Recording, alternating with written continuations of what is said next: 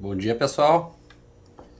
Então, a ideia da aula de hoje é fazer uma continuação da aula passada. A gente parou resolvendo um exercício da pressão no coração de uma girafa. O dado que a gente tinha é que a pressão na cabeça da girafa a 2,5 metros acima do coração era de 59,6. A pressão absoluta aparece aqui como a pressão no coração, tá? E a pressão na cabeça mais ρGH. Colocando os dados, a gente vai procurar a pressão na cabeça, então o sinal desse termo, que é a pressão manométrica, fica negativo. E a gente tem que cuidar se a altura em relação ao coração é positiva ou negativa. Foi encontrado para a pressão no coração 253,5 torr, que portanto era a pressão sistólica, que ficava entre o 200 torr e o 300 torr. Na sequência, tinha dois exercícios para vocês resolverem, não sei se todo mundo se deu por conta. O primeiro é na hora de colocar plasma na veia de um paciente no hospital. Então o plasma tem que ficar até uma certa altura. E aí tem duas situações quando o plasma está a 1,65 metros acima do braço do paciente. E na outra situação, a pressão sanguínea na veia é de 12 milímetros de mercúrio, ou 12 torr. Quer saber qual a altura mínima deve estar a superfície inferior do plasma, para ele fluir para dentro da veia. No outro exercício, a pressão exercida no coração de uma girafa é de aproximadamente 250 torr, a gente calculou no exemplo anterior. Qual a pressão na perna da girafa? Num ponto 80 centímetros abaixo do coração. Lembrando que quando a distância está abaixo do coração, a altura está abaixo do coração, o sinal que nós colocamos naquela igualdade lá é negativo, tá, pessoal? Naquela pressão arterial igual pressão do coração menos ρGH. Depois no pescoço da girafa, 1,5 metro acima do coração. Então acima do coração a gente bota a altura positiva. A pressão diminui na cabeça, no pescoço é menor do que a pressão na perna, nesse caso aqui. Depois eu vou resolver para vocês, tá? Na sequência, a ideia é falar da respiração no corpo humano. Basicamente vai ser associado com uma diferença de pressão. O importante lembrar aqui é que na inspiração a gente recebe o ar, que não é 100% oxigênio. Ele é 80% de nitrogênio e 20% apenas de oxigênio. Tem mais alguns outros gases. Alguns autores falam aí 76% de nitrogênio, 20% de oxigênio e os demais percentual é de outros gases. Então o ar entra pelo nariz, faz o seguinte caminho: passa pela boca, traqueia, brônquios, depois vai aos bronquíolos e por último os alvéolos, onde o oxigênio vai ser absorvido. Cada alvéolo tem 0,2 milímetros de diâmetro. E na expiração, o gás alveolar, então já está liberando CO2, já absorveu o oxigênio, está liberando CO2. O percentual de nitrogênio ainda é o mesmo. O oxigênio aproveitou aqui 4% só do oxigênio e liberou 4% de CO2. Tá? E aí faz o caminho inverso. Tá? Então, sai dos alvéolos, vai para os bronquíolos, dos bronquíolos para os brônquios, dos brônquios para a traqueia, da traqueia para a boca. Tá? E no nariz, sai do nariz. Qual é a diferença entre a inspiração e a expiração com relação à pressão? Na inspiração, o volume da cavidade torácica ele é aumentado. Tá? Então o volume da cavidade torácica aumenta, o que faz com que a pressão dentro do tórax seja menor do que a pressão atmosférica que tem do lado de fora. Então o ar entra naturalmente para dentro do organismo. Tá? Então o ar é sugado até chegar aos alvéolos. Já na expiração, o volume da cavidade torácica é reduzido, então se diminui o diafragma,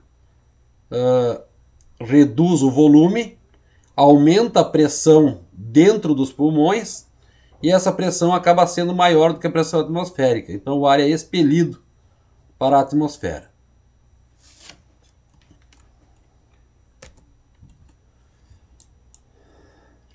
Fluidos. Com relação aos fluidos, a ideia é falar dois casos específicos, a questão da tensão superficial em um líquido e a capilaridade. Então, em um líquido, as forças atrativas das moléculas são suficientes para manter o fluido num estado condensado, exibindo uma superfície. Então, superfície da água, superfície do líquido. Nessa superfície, as atrações intermoleculares eles acontecem ao longo da superfície, tá? E para baixo. Então a gente pode pensar assim uma molécula como se fosse uma figura que aparece bastante aí na TV, uma imagem com o vírus, por exemplo, do Covid. Aparecem uns fiozinhos saindo de uma esfera. Tá? Se a gente pensar esses fiozinhos como se fossem as forças entre as moléculas, elas estariam atuando em todas as direções. Mas quando ela está na superfície do líquido, não tem força toda para cima da superfície. Então ele forma como se fosse uma rede que sustenta corpos sobre a superfície do líquido. Esse fenômeno é chamado de tensão superficial. Tá? Por definição, a energia potencial de superfície por unidade de área define uma propriedade que é intrínseca do líquido que nós estamos estudando. Tá? Se for água, vai ter uma propriedade intrínseca, se for azeite, vai ter outra propriedade intrínseca, se for óleo, vai ter outra propriedade intrínseca. Essa propriedade intrínseca é denominada tensão superficial gama, essa letra grega aqui. Tá? Então aqui tem um exemplo da superfície de um líquido, formando aqui um quadrado, tá? Um recipiente no formato de um paralelepípedo. E a ideia é colocar um fio num formato de um círculo, indicando que aqui tem forças em todas as direções ao longo da superfície, mas tem a força que está atuando para baixo, aqui que está tendendo a atrair essas moléculas que estão na superfície. Para o lado de cima, por outro lado, não tem força nenhuma. Só tem força para baixo, porque em cima, se a gente pensar lá no formato do vírus, não terias aquelas espiraizinhas atuando para o lado de cima. Tá? Então tem forças atuando para baixo. Então se a gente montar um sistema assim e aplicar uma força F aqui para cima, tentando equilibrar a força de tensão, de tração que tem na superfície do líquido, o que a gente tem de equação associada com a segunda lei de Newton diz que essa tração aqui para baixo vai ser igual à força que eu aplico para cima menos o peso desta camada de líquido, mg. Tá? Esse círculo que tem aqui, formado na superfície, ele tem um raio R e o comprimento da circunferência dele, L, é 2πr. Tá? Bom, se for fazer um experimento e medir essa força de tensão superficial, a gente consegue comprovar que essa força é proporcional a esse 2πr que aparece aqui, tá? O comprimento da circunferência de raio R. Tá? Então, basicamente, esta força de tensão superficial vai ser a tensão superficial, que é o gama, vezes o comprimento da circunferência, que é 2πr. Então ficaria 2πr vezes gama. Tá? Aqui a tensão superficial de alguns líquidos. Para a água, a 0 graus é 0,0756. Para o mercúrio, a 20 graus é 0,0465. E a tensão superficial para o sangue, a 37 graus, temperatura do corpo humano, 0,0580. Exemplo, ao pisar em um líquido, a pata de um inseto cria uma depressão cuja curva de nível tem um raio R. Um raio R parecido com a figura anterior. A força de tensão superficial resultante vai ter magnitude 2πr gama, eu já tinha falado isso, só que nesse caso aqui tem a projeção desta depressão aqui. Então aparece aqui o cosseno de um ângulo que é chamado ângulo de contato. Tá? Basicamente assim. Então aqui está o formato da pata do inseto. Aqui embaixo as ligações intermoleculares. Aqui está a foto do inseto pisando sobre a superfície do líquido. Então tem ali umas depressões nos pezinhos dele. Tá? E uma das depressões está representada aqui em ampliação, aqui nessa figura. Então as atrações entre as moléculas não vai acontecer lá para cima, porque está na superfície, mas acontece aqui para baixo e também para os lados, como se fosse uma pequena rede ao longo da superfície, o que faz sustentar esse inseto sobre o líquido, sobre a água, por exemplo. Tá? Se a gente for olhar mais aprofundadamente cada uma das características que aparece nesta força de tensão superficial, 2πr gama cosseno do ângulo, seria uma figura desse tipo aqui, ó. Tá? Delta L, esse delta e esse Lzinho aqui seria o comprimento da circunferência, que é 2πr. Na direção para a esquerda tem uma força, na direção para a direita tem outra força.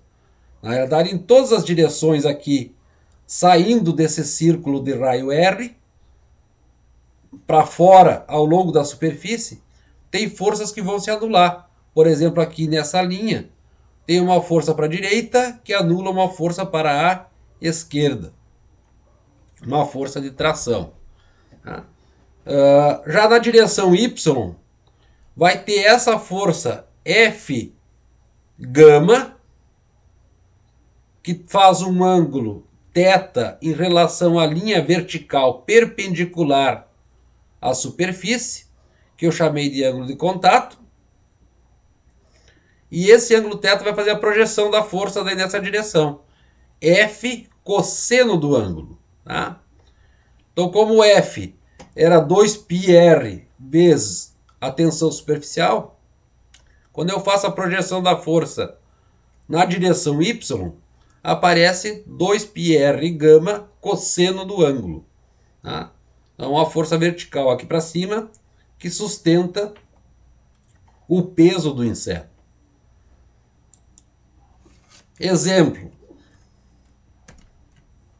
Estime a força de tensão superficial que será exercida sobre os seus pés para que possa ficar em pé sobre a água, causando uma depressão de 15 centímetros. Esse é um exercício do Duran. Peguei como dados aqui a tensão superficial da água, 0,0728 Newton por metro a 20 graus Celsius. Um ponto importante é que ele não menciona qual é o ângulo de contato nessa situação, mas é de se imaginar que, como vai formar uma depressão de 15 centímetros na água, o ângulo vai ficar aproximadamente próximo de zero, tá, pessoal? Próximo de 0 graus. Então a força de tensão superficial, 2πr gama cosseno do ângulo, o 2, aqui está o π, 3,1415, vezes o raio, o R, 15 centímetros, vamos passar para metros, porque a tensão superficial está em Newton por metro. Aqui o valor da tensão superficial, e o cosseno de zero é igual a 1. Então essa força de tensão superficial vai dar 0,0686. Lá no Duran a resposta é 0,07 aproximadamente. Um outro situação seria um exercício. Um inseto está de pé sobre a água, então com as suas 6 patas, água de uma lagoa. Uma pata produz na água uma depressão de 2 milímetros de raio e um ângulo de 40 graus. Encontre a tensão que a depressão está suportando para uma pata e na letra B, a massa do inseto, supondo que cada uma das 6 patas suporta pesos aproximadamente iguais. Então aqui a gente consegue calcular 2π, o R vai ser 2 milímetros, tem que passar para metros. Tensão superficial da água, está aqui o valor. O ângulo 40 graus, então cosseno de 40. E aí vai fazer a conta para uma pata. Multiplica por 6, a gente vai ter o peso do inseto. Só que o peso do inseto é massa vezes gravidade. Então dá para saber qual é a massa do inseto. Tá? Depois eu vou resolver também para vocês. Capilaridade. Capilaridade é uma propriedade que alguns líquidos possuem de subir pequenos tubos que tenham uma estrutura de diâmetro pequenininha. Tá? Então basicamente é um efeito causado pela tensão superficial que faz com que o líquido se agarre às paredes de um capilar e suba até ou desça até uma determinada altura. Tá? Aqui no exemplo tem a água. Então se a gente colocar um capilar com um diâmetro mais ou menos grande, a água sobe um pouquinho e aqui aparece um ângulo de contato em relação à linha vertical. Tá? Se colocar um capilar mais fininho, ela sobe mais alto. Tá? Se a gente pensar no caso do mercúrio, o mercúrio é um líquido que tem uma densidade bem maior que a da água. Ao invés de colocar o capilar e o líquido subir, no caso do mercúrio o líquido desce. E inverte o menisco que aparece aqui no tubo capilar. Tá? Nesse caso aqui o ângulo é o ângulo medido aqui, nesse pedacinho. Já nesse outro caso aqui o ângulo é medido desde lá de cima até aqui embaixo. Então vai dar um ângulo maior do que 90 graus. E nesse aqui um ângulo menor do que 90 graus. Tá? Então quando há capilaridade, o líquido dentro do capilar alcança uma determinada altura e a superfície livre do líquido no interior do capilar apresenta uma curva definida por um ângulo denominado ângulo de contato. Tá? Então aparece esse menisco aqui nas situações. Este ângulo de contato pode ser maior que 90 ou menor que 90. Maior que 90 para materiais como, por exemplo, o mercúrio, que é bem mais denso que a água. E para ângulo menor de 90, a água é um bom exemplo. Vamos estudar mais a fundo a situação. Então, se o menisco tiver um raio que é R0, o líquido vai subir, se pensar no caso da água, e ele vai ficar sujeito a uma pressão que é dado por 2 vezes, não vou demonstrar aqui para vocês, tá pessoal? 2 vezes a tensão superficial do líquido dividido pelo raio desse menisco aqui, ó. Tá? E este líquido vai subir até uma altura H que é dado por essa expressão aqui, ó. Então pressão é igual pressão manométrica. ρGH, a gente já viu essa expressão no caso do sangue. Então agora essa pressão 2 gama por R0 vai ser ρGH.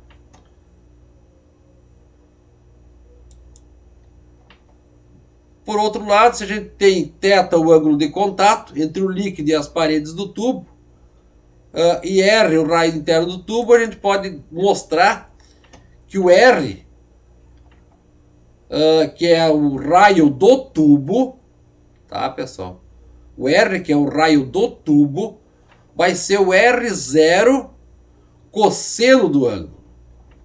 Tá? R0 cosseno do ângulo vai dar aqui o ângulo, basicamente aqui estaria na vertical, assim, ó. Não, melhor, na horizontal, desculpe. Então o R0 está aqui, cosseno do ângulo, ele vai ficar exatamente o raio do capilar. Tá? Aqui está a figura, ó. Tá? Então aqui está o R, aqui está o R0, que é o raio do menisco. Se eu decompor o R0 na direção horizontal, vai aparecer exatamente o raio do capilar. Tá? Então, em termos do raio do capilar, agora nós vamos trocar esse R0 aqui por R dividido por cosseno de θ. Então, a altura H que aparece aqui vai ser 2 gama. No lugar do R0, eu vou colocar R dividido por cosseno de θ. E aí vai aparecer 2 gama cosseno de θ dividido por ρ, G vezes o raio do capilar. Então, esse R é o raio do capilar. E o R0 que aparece aqui é o raio do menisco. Tá? É o raio do menisco que aparecia aqui em cima. Tá? Então, R0 decompondo na horizontal, fica o R, que é o raio do capilar. E o ângulo de contato está mostrado ali para um caso como parecido com a água. Tá? Exemplo.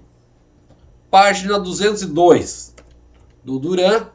Considere que cada xilema em certa árvore de 100 metros de altura tem um diâmetro médio de 0,1 milímetro. Os xilemas são os canais, tá, pessoal? Da estrutura da árvore que fazem levar a água das raízes até as folhas, né? Ou até próximo às folhas. A gente vai ver que não sobe tanto assim, mas auxilia, tá? Admitindo que a tensão superficial seja a única responsável pelo transporte da seiva até a folhagem, qual deve ser o valor do coeficiente de tensão superficial da seiva? Tá?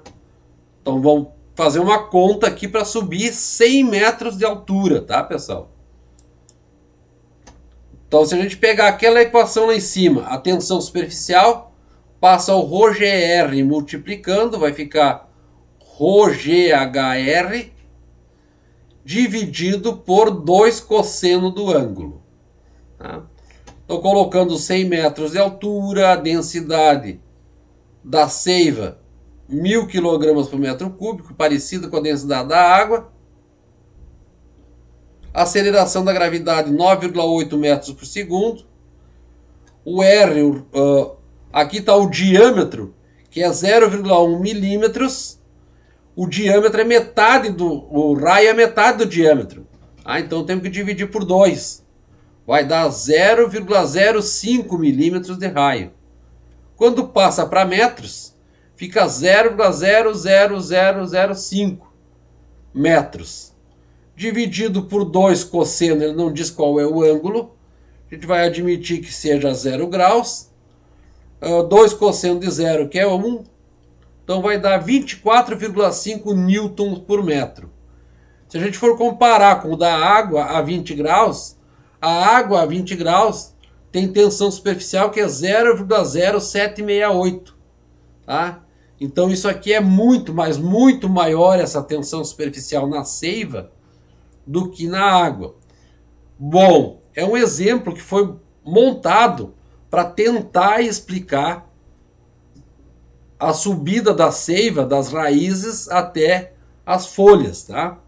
Mas, na realidade, não é a tensão superficial a responsável em 100% por efetuar esse movimento. A tensão superficial é responsável por uma parte apenas do movimento da seiva, das raízes até as folhas, tá? Então aqui um exemplo que não é o que acontece na realidade. Tá? Senão teria que ter uma tensão superficial muito grande, muito elevada, para que a seiva subisse 100 metros de altura. Tá?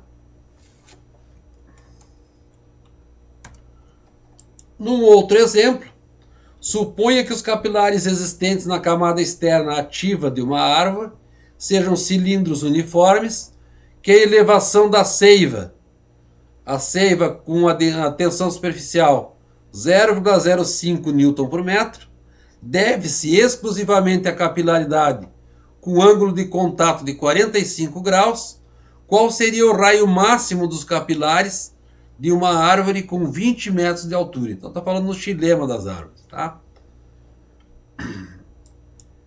Então nós temos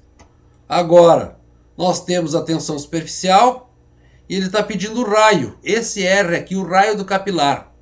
Passando o raio do capilar para o outro lado, o H substitui o lugar do R. Então fica 2 vezes a tensão superficial, cosseno do ângulo, por ρGH. Então 2 vezes 0,05 foi dado o valor da tensão superficial da seiva, cosseno de 45 graus, densidade da seiva, vamos usar o mesmo que foi usado no exemplo anterior, 1000 kg por metro cúbico, aqui está a densidade exatamente igual à densidade da água, 9,8 é o G, aceleração da gravidade, e a altura é 20 metros. Então, fazendo a conta, o capilar teria que ter 0,36 vezes 10 na menos 3 milímetros. Então, isso aqui seria infinitamente pequeno. Tá? 10 na menos 3 seria micrometro, né, pessoal? Porque aqui o mili que aparece aqui é 10 na menos 3, seria 0,36 micrometro, vezes 10 na menos 6 metros. Milionésimo de metro. Tá? Milionésimo de metro. Eu vou apresentar na sequência a resolução dos exercícios que eu propus para vocês na aula passada. Acho que não é aqui. Aqui do começo. Agora sim. Os exercícios que eu solicitei, que eu estava lá nos slides, mas não sei se eu cheguei a solicitar. O primeiro deles a gente fez com a calculadora, tá? Do Windows. Então, qual a pressão atmosférica no topo do Pico Everest? É 8.040 metros de altitude. Lembrando que a pressão atmosférica é a pressão em nível do mar. E na menos Z dividido por 8, onde o Z tem que ser dado em quilômetros. Tá? Então, aqui, passando para quilômetros, desculpe. 8.040 metros vezes 1 quilômetro dividido por 1.000. Tá? É a regra de 3 que a gente faz para fazer a conversão. Ou pega o 8.040 e divide por 1.000, vai dar 8,04 quilômetros. Colocando lá na expressão, P0 é a pressão atmosférica em nível do mar, 1 atm. Faz a divisão 8,04 por 8, é 1,05. Vai para a calculadora do Windows, faz essa expoente aqui, que é o Ezinho, é o E da calculadora, elevado na menos 1,5, e multiplica por 1 atm, vai dar 0,3499 atm. Se quiser passar para Pascal, vai fazer a conversão, multiplicar aqui por 1,013, esse resultado multiplicado por 1,013 vezes 10 na 5 pascais. Tá? O que vai dar 35.444,87 pascais, que quando coloca na notação científica, a vírgula anda 1, 2, 3, 4 casas. Então ficaria 3,54 vezes 10 na 4 pascais. No exercício de número 2, ainda de pressão, qual a pressão atmosférica sobre um avião que voa 15.000 metros de altitude? Isso a gente chegou a fazer também lá. 15.000 metros é 15 quilômetros. vai para a expressão do cálculo da pressão atmosférica. Pressão em nível do mar, que é 1 atm, e na menos 15 dividido por 8. O Z tem que ser dado em quilômetros, tá, pessoal? Menos 1,875 dá 0,1533 ou 0,1533 atm, tá? Porque é vezes 1. Se quiser fazer em pascais, multiplica por 1,013 vezes 10 na 5 pascais e vai dar como resultado 15.529,29 pascais ou 1,55 vezes 10 na 4 pascais. Os outros dois eu não tinha resolvido. Topo de uma montanha de 250 metros. Então o Z, 250 dividido por 1000, 0,25. A pressão vem caindo de acordo com a altitude. A altitude caiu para 250 metros, a pressão vai ser menor que a anterior. 0,25 dividido por 8. Este número aqui, que é o 2,71 elevado na menos 0,31, dá 0,9692. Então aqui deu uma pressão 0,9692 menor do que uma atmosfera. Tá?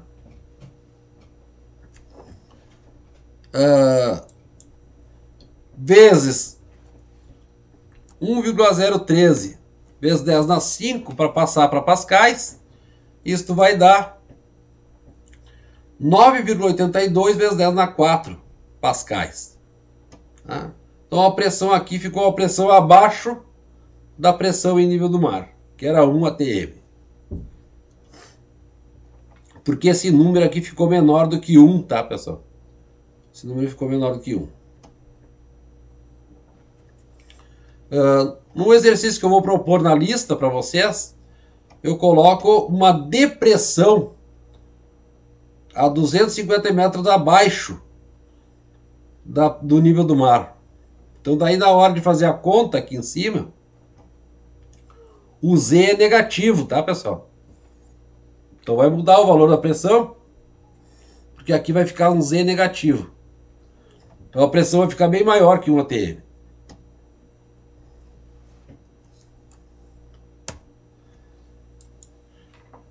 No 4, era sobre o topo de uma montanha de 800 metros.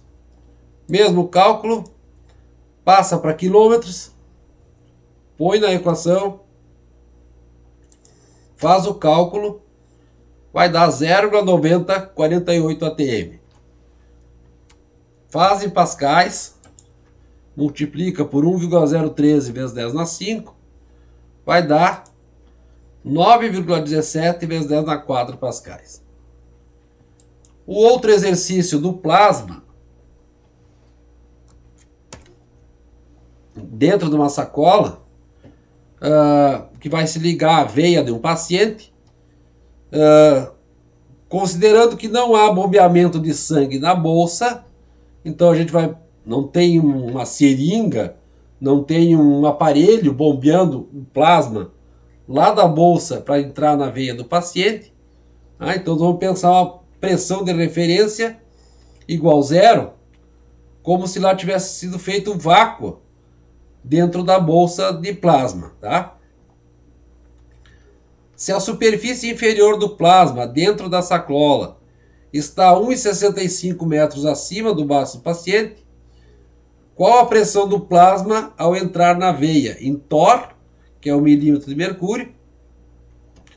Na letra B, se a pressão sanguínea na veia é 12 milímetros de mercúrio, qual a altura mínima deve estar a superfície do plasma? Superfície inferior do plasma, para ele fluir para dentro da veia.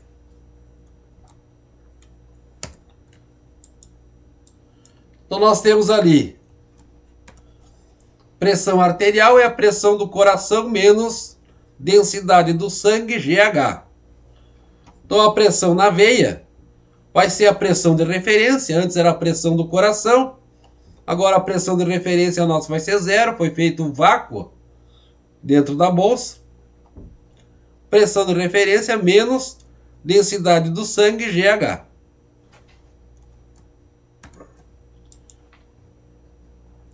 Pressão de referência é 0, densidade do sangue é 1055. Estamos usando o valor que foi utilizado no outro exercício do Duran. Tá? Esse exercício também é do Duran, tá, pessoal? 9,8 é a aceleração da gravidade e a altura é menos 1,65 metros, porque o P de referência está acima do ponto onde está o braço do paciente. Tá? Então aqui a pressão vai ser positiva, tá? Vai ser uma pressão maior, porque está abaixo do nível de referência. Então a pressão na veia, aqui estaria em pascais, se fizer esse produto todo aqui, mas para converter para milímetro de mercúrio ou para torr, a gente já divide esse termo sempre por 133,3. Fazendo esse cálculo, isso vai dar 127,98 torr. Tá? Uma pressão um pouquinho acima da pressão sistólica do coração, que é de 120 torr. Tá? Pressão 12 por 8. Tá? Aqui deu 12,7 de pressão. Então a pressão um pouquinho acima da pressão sistólica do coração. Na letra B, a pressão na veia, a pressão desse lado aqui, é 12 milímetros de mercúrio. Tá? Aí vai perguntar qual é a altura que deve estar a superfície inferior do plasma. Lembrando que o P de referência é 0, tá, pessoal? Então, o P de referência é 0, 12 torr do lado esquerdo, densidade do sangue, 9,8 e o 133 para converter tudo para torr. Tá? Senão eu não conseguiria somar com esse termo aqui.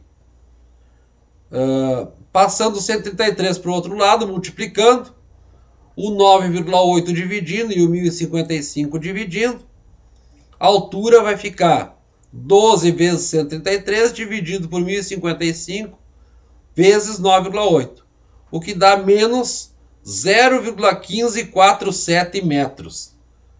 Então, nesse caso aqui, a bolsa não pode ficar numa altura inferior a 15,47 centímetros, tá, pessoal? A bolsa tem que ficar acima de 15, de 16 centímetros, para que, nesse caso aqui, que a pressão na veia seja 12 milímetros de mercúrio, para que o sangue entre para dentro da circulação sanguínea do paciente. Tá? Não volta o sangue da veia para aquele caninho que conduz o plasma lá de cima. Tá? Um outro exercício, que era o exercício número 6, a pressão exercida pelo coração de uma girafa, 250 torr. Qual a pressão na perna da girafa? Ponto de 80 centímetros abaixo do coração. Qual a pressão no pescoço da girafa? 1,5 metros acima do coração. Então, a nossa equação é aquela equação referencial. Tá? Pressão arterial é a pressão de referência menos ρS/GH. Pressão do coração é 250. Então a pressão da perna vai ser 250, 1055, a mesma densidade do sangue que a gente usou para o ser humano. 9,8, 80 centímetros abaixo do coração, essa altura é negativa. Né? Dividido por 133,3. Então a pressão na perna, faz essa conta toda aqui, o sinal de menos troca com aquele sinal lá, fica positivo. Faz a multiplicação dos três termos, divide por 133, dá 62,05. Na soma, a pressão na perna da girafa, 312,05 torr. Tá? Para aguentar uma pressão desse tamanho, as artérias e o couro da perna da girafa são muito fortes. Elas não se rompem com muita facilidade. E aí tinha algumas pessoas aí que não cuidam do meio ambiente e dos animais, que retiravam o couro da girafa para fazer botas com uma estrutura que fosse super reforçada, porque o couro da girafa é muito forte nas pernas, tá?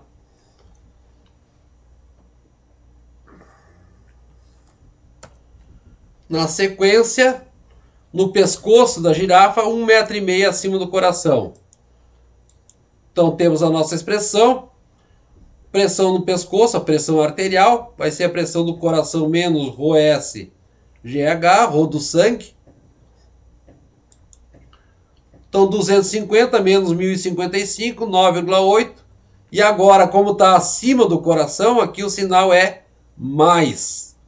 Tá? Esse sinal de mais com esse de menos fica menos.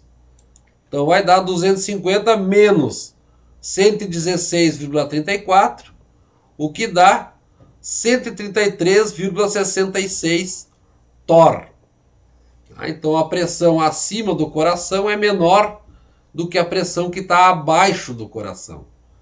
Pressão nas pernas ou dos pés da girafa é maior do que a pressão no pescoço ou na cabeça da girafa. Se fôssemos fazer uma análise em termos da variação de pressão que teria se a girafa se abaixasse para beber água, tá? A diferença de pressão seria bem grande, tá?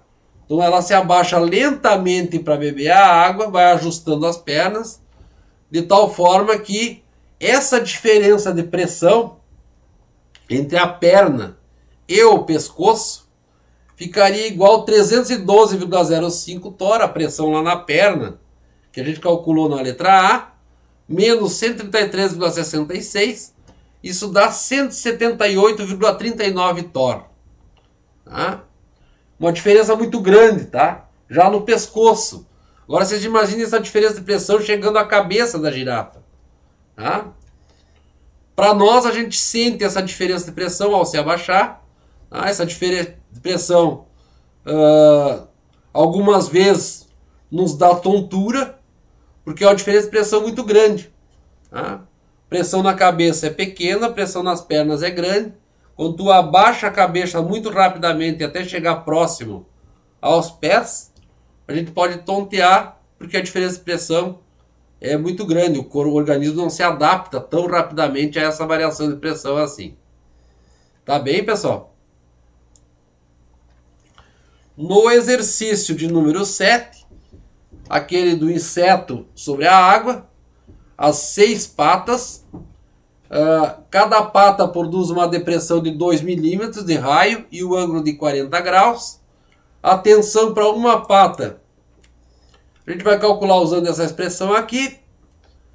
O raio nós sabemos que é 2 milímetros, o R.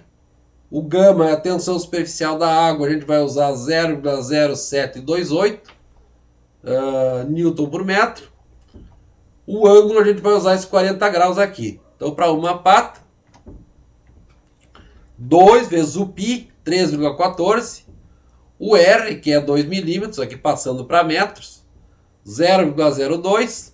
Tensão superficial da água, cosseno de 40 graus.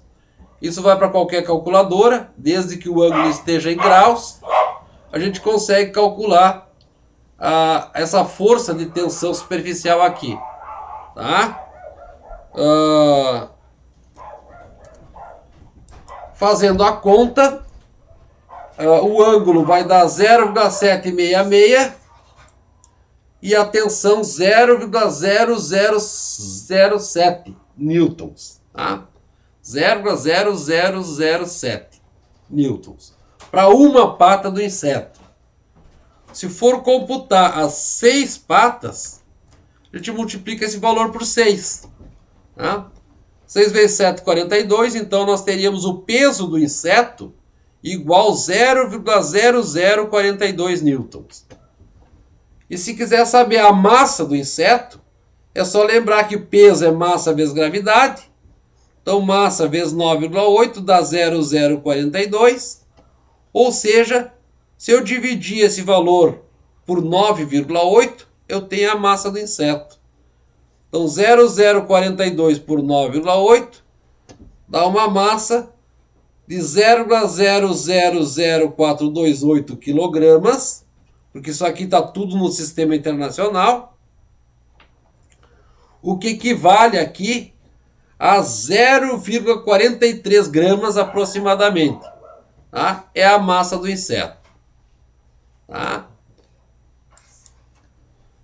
Atividade desta semana vai ser a resolução da primeira lista de exercícios. Possui peso 1,0. Ela é realizada em grupos de no máximo 3 pessoas, então vocês se organizem aí. Se não puder formar com 3, forma com 2. Se quiser fazer sozinho, também faz sozinho. Tá? Mas o bom é juntar 3, porque daí facilita, não tem tanto serviço para fazer uma única pessoa. Tá? Mas é importante que vocês olhem as resoluções que cada um fez, discutam entre si, usa o WhatsApp, usa o Google Meet, faz uma reunião, discute como é que se resolve, tal. Aprendam a resolver os exercícios, porque depois vai ter uma avaliação. Aí a avaliação em princípio é individual, então tem que saber resolver. Tá? Então como é que faz? Faz o trabalho em grupo, resolve a listinha de exercícios, resolve no caderno, depois bate uma foto, guarda num arquivo, e uma pessoa do grupo é responsável por entregar essa resolução lá na tarefa. Tá? Então uma pessoa vai entregar, e lá na observação, quando for entregar o trabalho, coloca o nome dos demais participantes. Tá? O prazo é de hoje, então 2 semanas, contando a partir de hoje. Vai ser até o dia... não tem um calendário aqui, hoje é...